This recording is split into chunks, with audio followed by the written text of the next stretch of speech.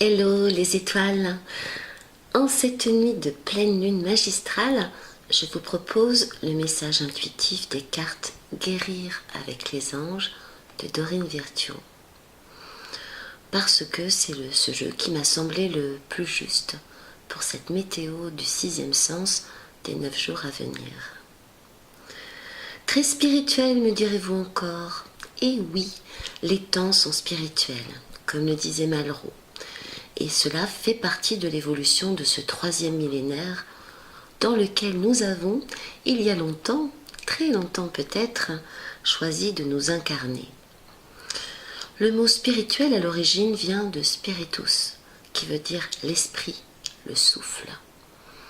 Et les preuves et démonstrations, y compris scientifiques, se multiplient naturellement et de plus en plus pour expliquer, découvrir les capacités insoupçonnées de l'esprit sur la matière. Les codages magnétiques et magiques de l'eau, la télépathie, l'auto-guérison, la survivance de l'âme. Aussi, cette première carte symbolise bien le processus en cours de reconnexion ou de conscience d'une autre connexion avec les énergies tertielles dans nos vies. Cela résonne avec aussi tous ces 7 présents en numérologie sur ce mois de juillet. Juillet, mois calendaire 7, dans une année 2014, de valeur 7 également. 7, le sacré, le spirituel, le mystérieux et l'inattendu, la quête, le surprenant qui fait bouger du dedans par un état différent, une prise de conscience intérieure, des questionnements profonds, ou du dehors. Tiens, un tremblement de terre, un changement, une nouvelle imprévue qui fait bouger les énergies. Et on peut voir aussi sur cette carte, dans le noir sidéral, un ange debout en haut d'une montagne qui baigne son visage dans la lumière irradiante du soleil ou de la lune.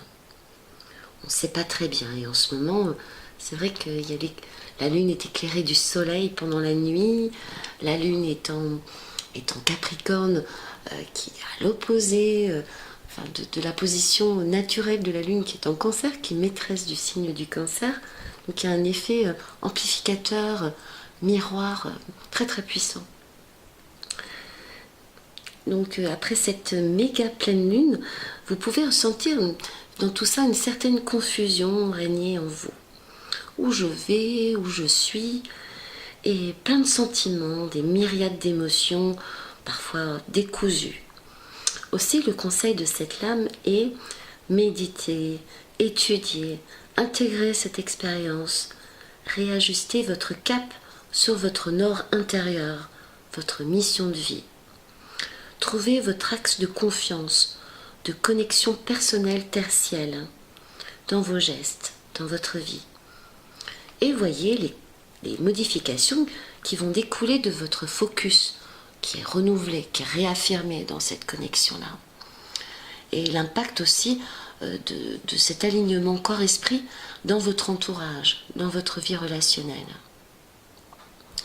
C'est un processus puissant et très rapide, mais les aides invisibles sont là, toutes proches. Tout l'univers vous soutient et vous guide. Alors le pourquoi de tout ça est clair quand on y réfléchit. Tout ça, c'est pour notre croissance spirituelle. Pour la seconde période du 16 au 19 juillet, j'ai choisi Healing, guérison. Côté astrologie, Neptune qui rompt en Poisson, Soleil en Cancer, Saturne en Scorpion, tous des signes d'eau, soulignent les aspects de guérison et de guidance spirituelle qui sont à l'œuvre en profondeur dans le corps émotionnel. Aussi, je ressens un chemin plus fluide dans les histoires d'âme et d'amour, dans les sentiments partagés avec les autres, amis, famille. On ne se rencontre pas ou plus pour régler les comptes, mais pour apaiser, guérir avec amour et soi et l'autre. Sur cette carte, dans le vert sombre qui domine le décor, couleur d'authenticité et d'amour partagé, 2 humains entourés d'ailes d'ange transparentes se reposent. Rien ne se guérit dans les tensions. Aussi, sachez rencontrer l'autre avec douceur et compassion. Enveloppez de pensées d'amour ceux à qui vous pensez.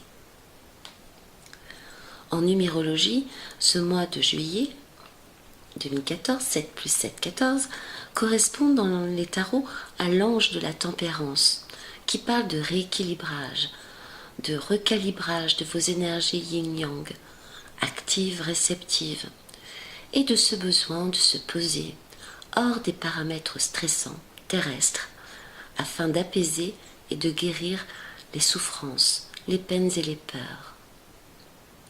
Intuitivement, je ressens cette période comme excellente pour lâcher prise, faire confiance.